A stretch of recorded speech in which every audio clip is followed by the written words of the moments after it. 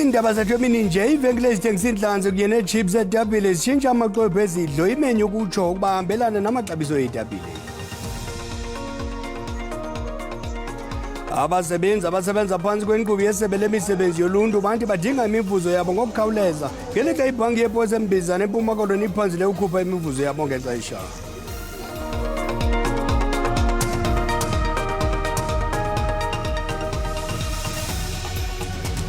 Inkosi mazole sicaka sifumile sithi ncatsho ke nakuni babukeli bethu kwijelo iGDT masesithandele inzulwini.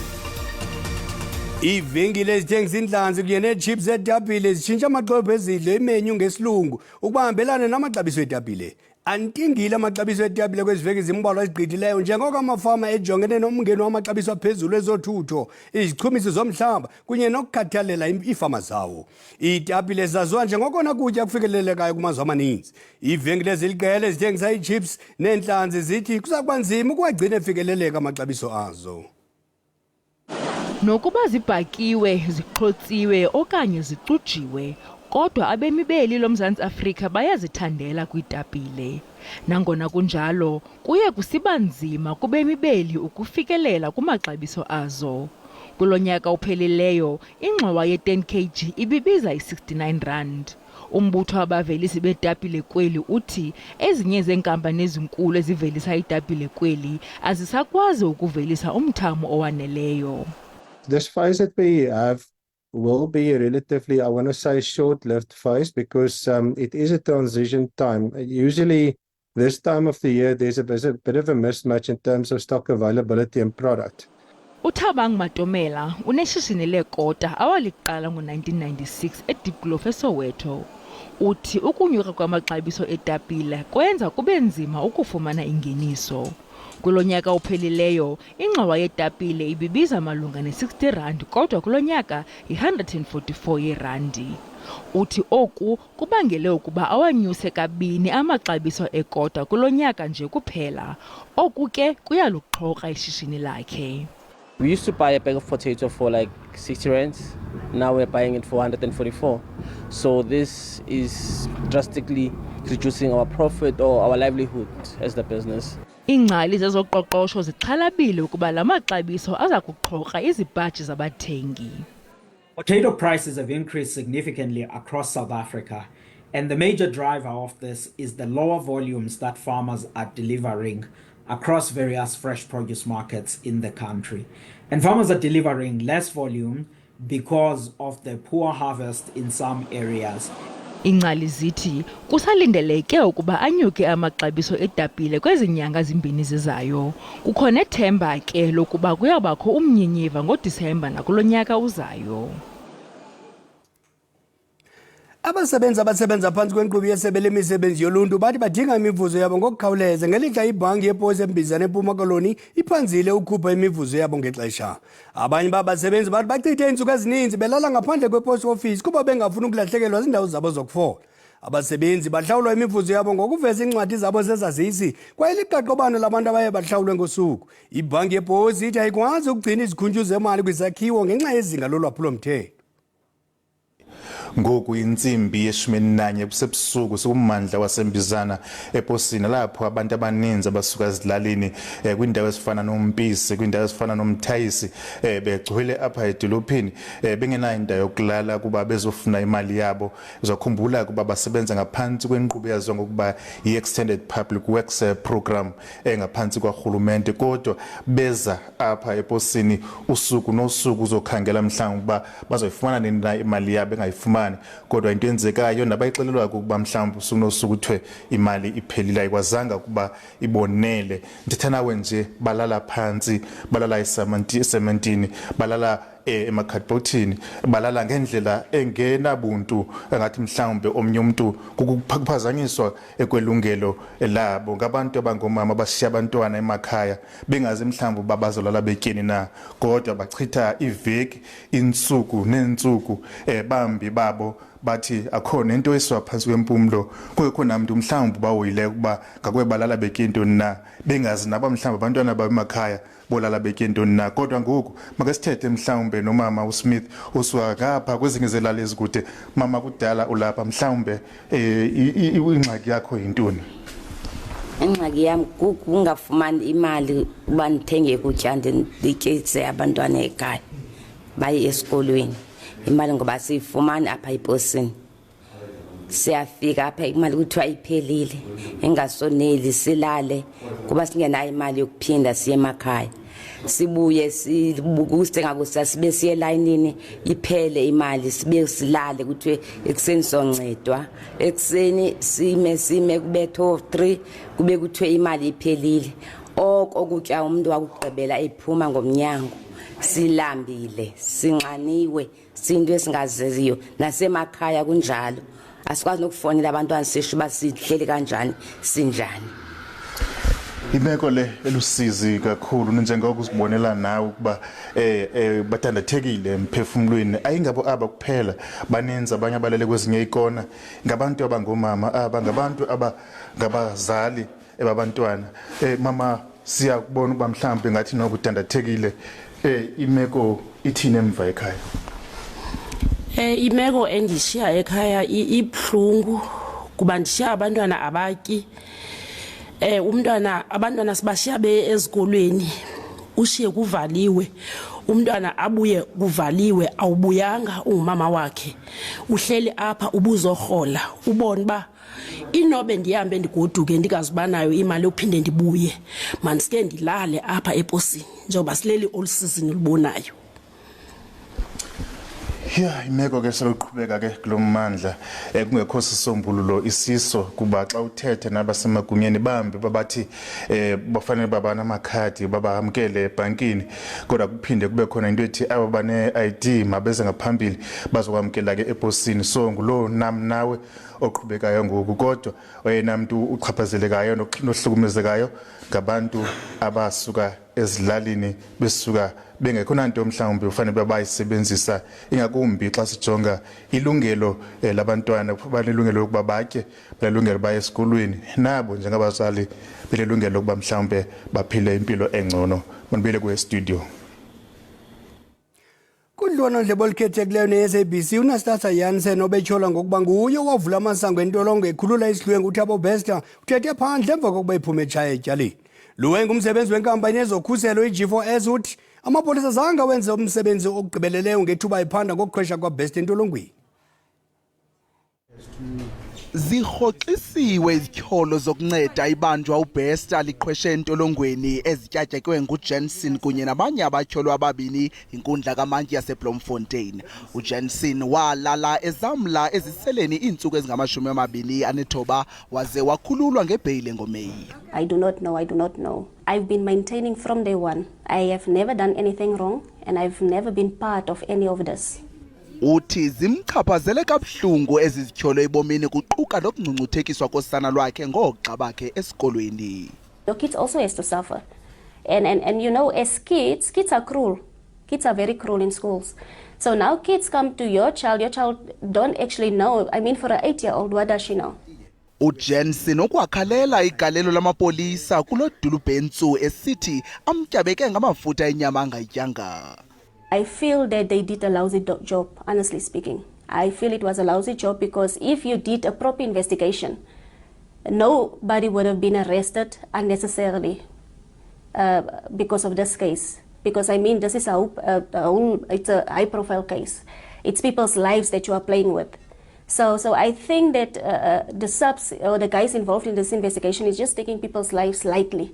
Ukwathe usawuqwalasela umba womdliwo afune imbuyekezo emapoliseni ngento athi kukubanjwa ngokungafanelekanga.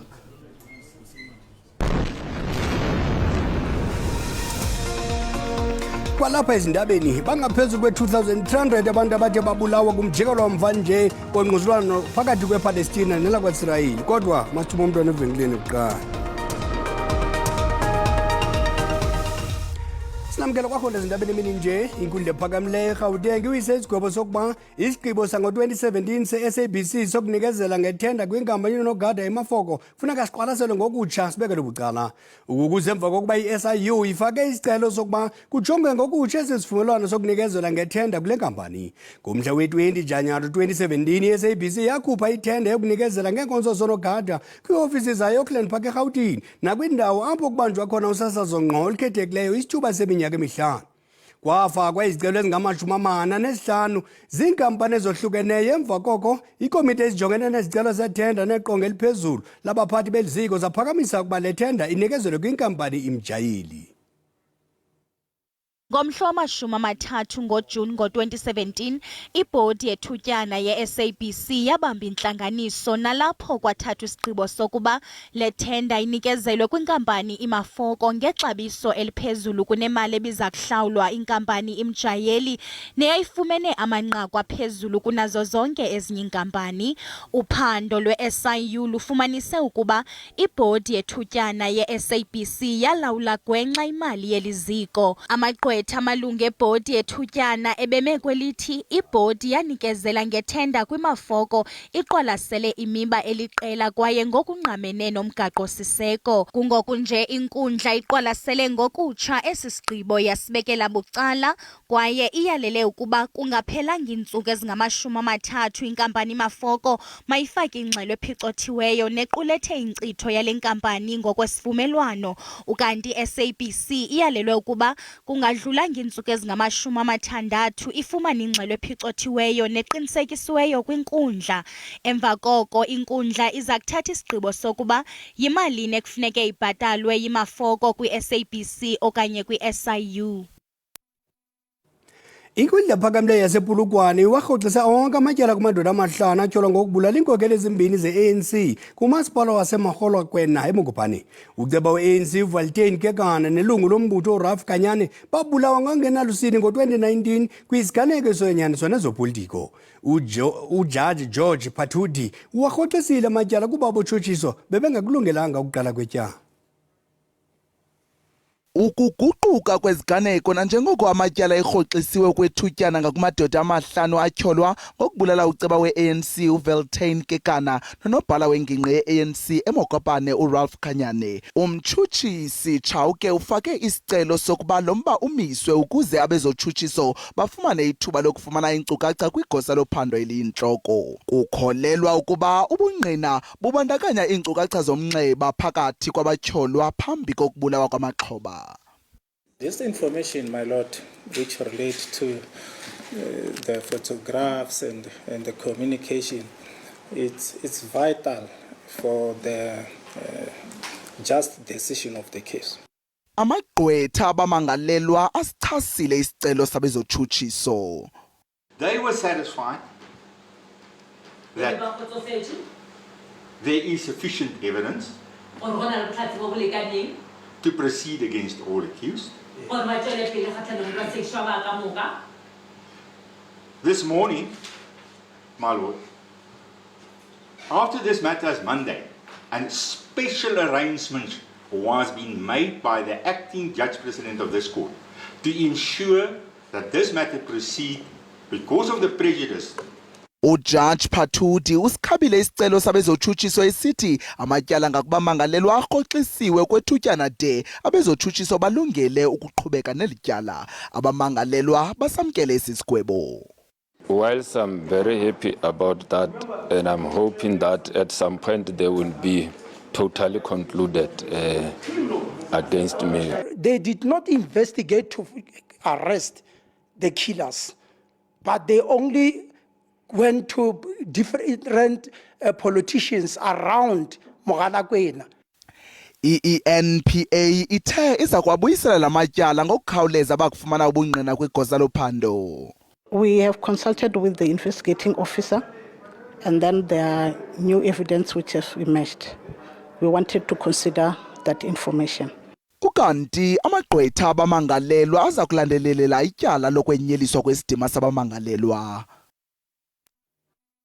Sidithi xantaka umbindi Mpuma emva kohlaselo lweHamas kwaIsrael apho kubulawa abantu abangaphezulu kwe-1200. uIsrael uziphindezela wahlasela apho kuhlala khona abantu abangaphezulu kwezigidi ezibini eGaza ePalestina. Umkhuzi otshaba ujikeleze idolophu uthintela abantu ukuba baphume kulo mmandla ngelixa kuvalwe nomdane yiphutha.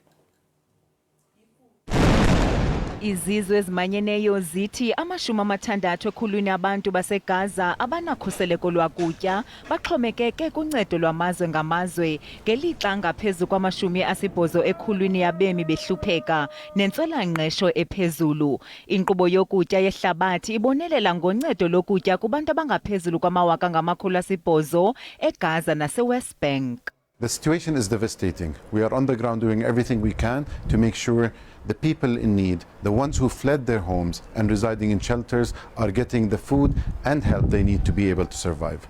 Today, we set out to reach 180,000 together with UNRWA that are residing in shelters with ready-to-eat food, including fresh bread from bakeries that are still able to operate in Gaza. We will be rolling our assistance through electronic vouchers so people can buy food from shops that are still operating. We are doing everything we can. But very soon, the food supplies and basic needs in Gaza are going to run out. Izizwe ezimanyeneyo zithi kuchaphazeleke okuninzi ngenxa yohlaselo lwasemoyeni lelakwaSirayeli. Our headquarters received collateral damage this morning due to heavy airstrikes in the neighborhoods nearby. It happened while some of our staff were taking cover in the same compound in another building next door, and very luckily we did not record any casualties. Umphathiso ojongene nemicimbi yamazwe angaphandle naye uyanaba. We know that for many years the people of Palestine have been under occupation, have suffered a great deal of injustice, and have had a strong desire for freedom. We also know that the people of Israel wish for security, and we would hope that the people of Israel will call more and more for a peaceful settlement between these two brotherly people. Inani lokusweleka kwabantu lisonyuka, intlungu, usizi nokuphelelwa lithemba. Sibuyele ekhaya, abazali besikolo samabanga aphansi emfundweni eValbank eMpumalanga bavale isikolo kulandela izitsholo zokubiwa kokutya.